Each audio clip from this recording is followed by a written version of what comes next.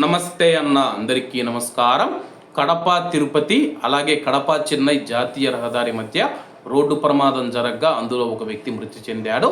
ముఖ్యంగా కడప జిల్లాలో ఉన్న ప్రజలు ఎవరైతే ఉన్నారో ఎలక్ట్రికల్ బస్సులు ఏవైతే ఉన్నాయో ఆ యొక్క బస్సులతో చాలా జాగ్రత్తగా ఉండండి. బ్యాటరీ బస్సులు ఏవైతే ఉన్నాయో ఎర్ర బస్సులు కనపడుతూ ఉంటాయి, మీకు కడప తిరుపతి ఎక్కువగా తిరుగుతూ ఉంటాయి. వాళ్ళు అధిక వేగంతో అయితే బస్సులను నడుపుతూ ఉన్నారు. అధిక వేగంతో బస్సులను నడుపుతూ రోడ్డు ప్రమాదాలకు కారణమవుతూ అమాయకుల ప్రాణాలు తీస్తూ ఉన్నారు.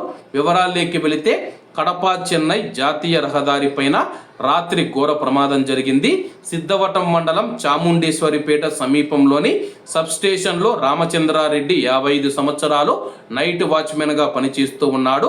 రాత్రి రోడ్డు దాటుతూ ఉండగా తిరుపతి నుంచి కడపకు వస్తూ ఉన్న ఎలక్ట్రికల్ ఆర్టీసీ బస్సు ఢీకొట్టింది.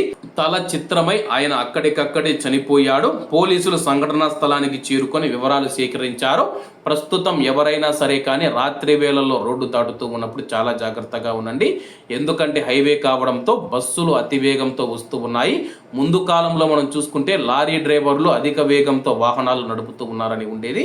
కానీ ఇప్పుడు బస్సు డ్రైవర్లు ఎవరైతే ఉన్నారో ముఖ్యంగా కడప తిరుపతి తిరుగుతూ ఉన్న బస్సులు ఏవైతే ఉన్నాయో ఎర్ర బస్సులు ఏవైతే ఉన్నాయో అధిక వేగంతో వెళుతూ ఉన్నాయి. నేను కడప తిరుపతికి వెళుతూ ఉన్నప్పుడు చాలాసార్లు చూశాను. అడ్డదిడ్డంగా దూరడం, వేగంగా వెళ్ళడం. అలాగే డ్రైవర్లకు మనం చూసుకుంటే ఒక పరిమితి అయితే ఇచ్చిండి ఉంటారనమాట. ఈ సమయం లోపల అక్కడికి చేరుకోవాలని చెప్పేసి ఆ సమయం లోపల అక్కడికి చేరుకోవాలనే తొందరలో మనం చూసుకుంటే ఇలా రోడ్డు ప్రమాదాలు జరుగుతూ ఉన్నాయి.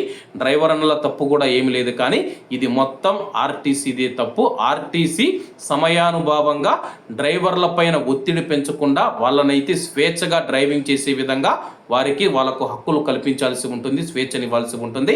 కాబట్టి అందరూ బాగుండాలి, అందులో మనం ఉండాలి. అందరికీ నమస్తే అన్న, జై హింద్.